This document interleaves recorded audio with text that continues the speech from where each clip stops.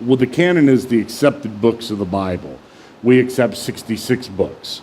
We don't have any place in the Bible that is an inspired canon. There's not like a list at the end of John and Revelation that says, here's the books to include. And so we don't have an inspired list.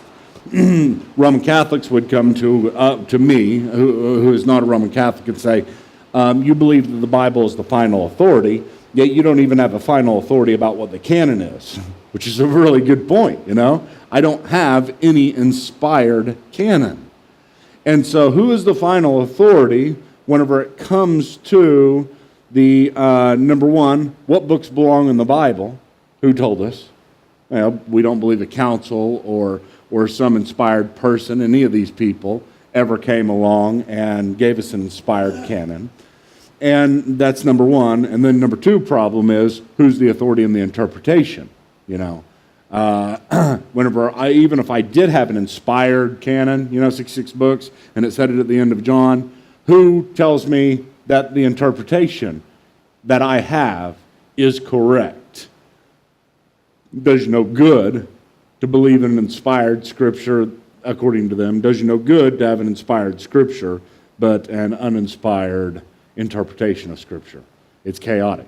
And in the end, here's what it is ultimately, here's what Martin Luther said. He said, unless I am convinced by scripture, this was at the Council of Worms we have right here hanging on the wall, whenever he was told to recant of all his writings and get back in line with the institutionalized church of the day. He said, unless I am convinced by scripture adduced by me, not just by scripture, but scripture adduced. What does adduced mean?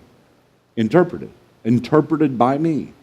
And ultimately he was saying, I have to, in the end, have my own conviction. I might use other sources and everything else, but in the end my conviction is mine.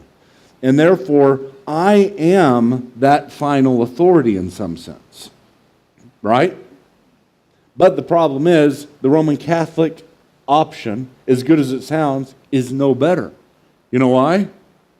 Because ultimately, in order to believe that the Roman Catholic Church is the ultimate authority, is adduced by you.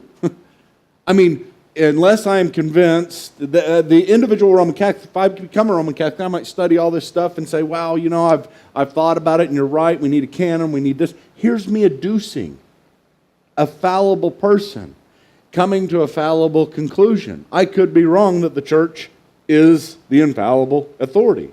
We all start with fallibility. I start with fallibility and say my interpretation is fallible. I could be wrong. Right? They start with fallibility, just like me, and their interpretation of the church can be wrong.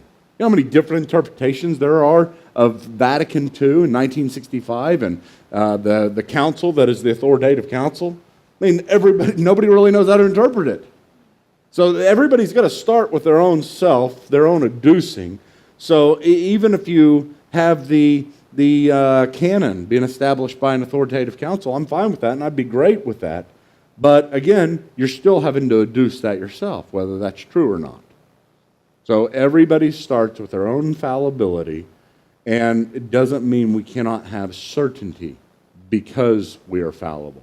I have certainty on a lot of stuff, just like I have near perfect certainty that you guys are really sitting right here, and I'm not having a dream. Okay? I don't have perfect certainty. I'm not infallible, and I don't need the church to come in and tell me that. But there's things that I can be very, very certain about. And I think things of the canon I'm certain about.